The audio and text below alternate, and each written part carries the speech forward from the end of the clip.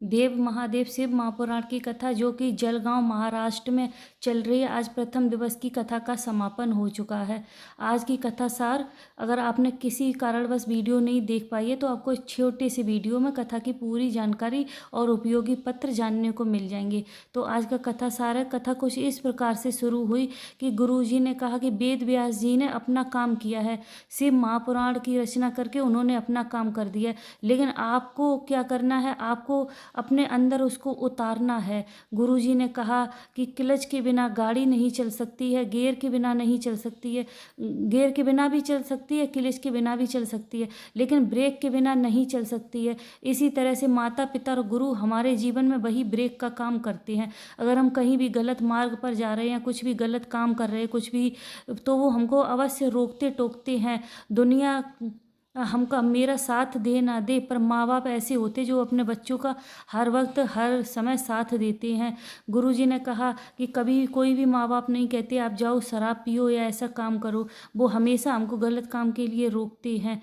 गुरुजी ने कहा, उसके बाद गुरुजी ने कहा देवताओं से मांगना पड़ता लेकिन देवादिदेव महादेव से कभी मांगना नहीं पड़ता, वो बिना मांगे ही सब कुछ प्रदान कर देते हैं। तभी शिवानी जी पत्र लेकर आई। कहा काफ़ी सालों से बाबा मेरे कोई बच्चा नहीं था, पर क्या कृपा करूं बाबा की बर्डन का कि डॉक्टर ने कह दिया था कि हाँ नहीं होगा कभी भी बच्चा। बहुत सारे लोग ताना भी मारते थे, बड़ा आड़ा टेढ़ा उल्टा सीधा बोलते थे। फिर बाबा की करुणा का क्या वर्णन करूं। किसी ने कहा कि पशुपतिनाथ का व्रत करो, श्री शिवाय नमस्तुभ्यम मंत्र का जाप करो, बाबा की कृपा से सब ठीक हो जाएगा। फिर हमने कथा पंडाल में कथा सुनी, श्री शिवाय नमस्तुभ्यम मंत्र का जाप किया और पशुपतिनाथ का व्रत किया। उसके बाद बाबा ने मैं पुत्र रत्न की प्राप्ति कर दी। जो डॉक्टरों ने भी मना कर दिया कि संतान नहीं होगी, तो बाबा की कृपा से मेरे संतान हुई। मैं कथा पंडाल में बाबा का धन्यवाद करने आई हूँ। तभी अरुणा जी पत्र लेकर आई। उन्होंने कहा बाबा की कृपा का क्या वर्णन करूँ, मैं बची हूँ तो सिर्फ बाबा की कृपा से।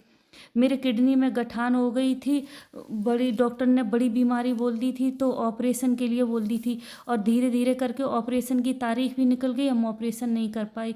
पर बाबा की कृपा का क्या वर्णन करूं। जल पीना चालू किया, बेलपत्र खाना चालू किया, तो शिव की कृपा ऐसी हुई कि मेरी बीमारी ठीक हो गई।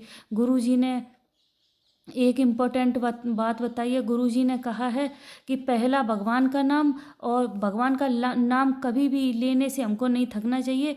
दूसरा, पढ़ने से हमको कभी नहीं थकना चाहिए। और तीसरा है दान करने से हमको कभी नहीं थकना चाहिए। और चौथा है आसपास अगर कहीं कथा हो रही हो तो शिव महापुराण की कथा सुनने हमें अवश्य जाना चाहिए। अगर कहीं आसपास में हो रही है तो हमको ज़रूर सुननी चाहिए।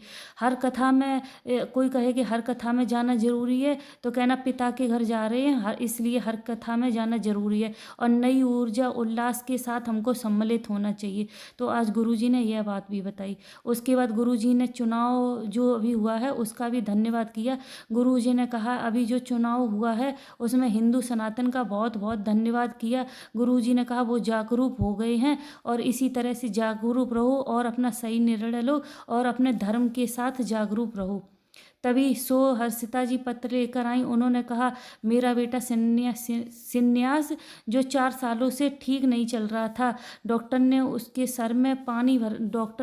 सर में पानी भर गया है, तो ऑपरेशन के लिए बोला। ऑपरेशन कराया तो उसको चैम्बर डाला गया, और फिर वो फट गया तो उसको इन्फेक्शन हो गया। फिर उसके बाद डॉक्टर ने कहा तो उसके 5 ऑपरेशन ऐसे ऐसे करके उसके 5 ऑपरेशन हो चुके। उसकी हालत तो इतनी ख़राब हो चुकी थी, ना वो चल पाता था, ना बैठ पाता था, ना उठ पाता था, ना बोल पाता था, वो कुछ भी नहीं कर पाता था, बहुत परेशान थी। तभी किसी ने कहा कि पशुपतिनाथ के व्रत करो और जल पिलाना चालू करो और सीहोर से रुद्राक्ष लेके आओ। तभी हम लोग सीहोर गए, रुद्राक्ष लेके आए और जल पिलाना चालू किया। तो बाबा की कृपा का क्या वर्णन करूं। जो डॉक्टरों ने भी कह दिया था ये कभी चल नहीं पाएगा, बोल नहीं पाएगा, सुन नहीं पाएगा, कुछ भी नहीं कर पाएगा, पर बाबा की वो सीहोर का रुद्राक्ष, वो रुद्राक्ष नहीं स्वयं साक्षात शिव हैं, उनकी कृपा से मेरा बेटा ठीक हो गया। वो चलने लगा, बोलने लगा, सुनने लगा, सब करने लगा। गुरुजी ने उनको व्यासपीठ पे भी बुलाया था, धन्यवाद किया था।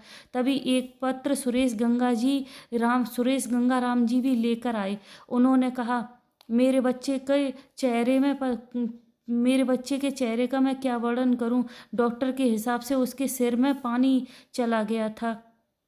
फिर शिव जी पर जल चढ़ाने का क्या वर्णन करूं कि बाबा ने मुझे क्या प्रदान किया। जो उठ बैठ नहीं सकता था, बोल नहीं सकता था, बाबा की कृपा से पड़ोस में कोई रहती थी, उन्होंने मैं कंकड़ शंकर दे दिया, उसी का हम पूजन करने लगे। मेरे पास रुद्राक्ष तो था नहीं, तो उसी का ही जल पिलाने लगे। और बाबा की कृपा का क्या वर्णन करूं कि बाबा की कृपा से जो बेटा मेरा उठ बैठ चल नहीं सकता था, वो बाबा की कृपा से ठीक हो गया। बाबा की इतनी करुणा हुई। आज की कथा इसी के साथ विराम लेती है। कल मिलते हैं नई कथा के साथ, नई वीडियो के साथ। तब तक श्री शिवाय नमस्तुभ्यम। हर हर महादेव।